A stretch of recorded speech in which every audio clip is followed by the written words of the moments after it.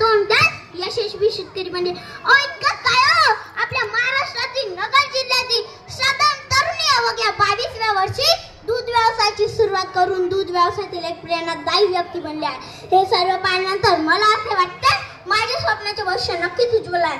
कर्मरहितम स्वप्नम इच्छा एव केवलम, कर्मरहितम स्वप्नम इच्छा एव केवलम, अर्थात कामेश्वर स्वप्न म्हणजे फक्त आणि फक्त इच्छा।